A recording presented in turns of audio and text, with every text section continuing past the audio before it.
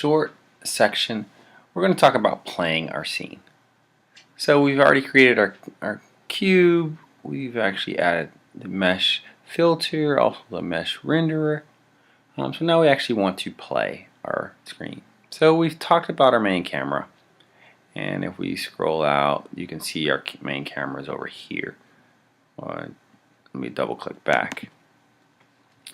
So if I actually double click on my main camera, it goes to my main camera. And you can see what my main camera is looking at right now. This is kind of the preview window. You can see it's seeing the horizon. You can see the camera is actually looking at this, but I wanted to actually look here. Well, how do we do that? Well, if I drag these, this is like scaling the camera. I don't want to do that. You can see it's actually changing that over here, right? What I want to do is rotate it. Well, how do we rotate it? Remember from the previous video we can do it over here. But using our hotkeys, I can actually select E, and then I could rotate it, and you can see as I do, I rotate it up, down. So let's say I did it that way. So you see how this is, look at the camera, you can play pretty a lot with this. So you can see, I can kind of see my cube here, but I want to move it closer. So I'm going to put it in W and move it over here.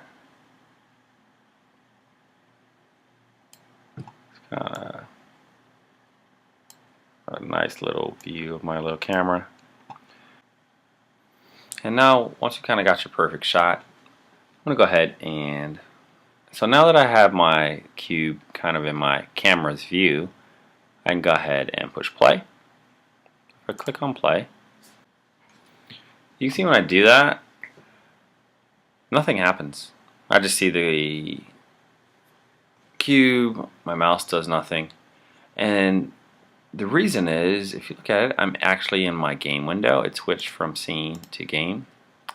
And in your game window, this is actually used when we're coding with C# and we're doing interactions. So when we haven't coded anything, it's not going to do anything. So this is the video that talked about playing our scene. You can see it here. We also talked a little bit about the game player. You will use this a lot more in the future once we learn a little bit of C#. What you really got practice with is trying to play with these hotkeys and actually get your camera preview focusing in on your actual cube.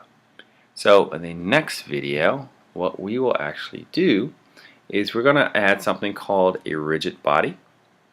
And what we're going to have our cube do is actually drop and hit the plane.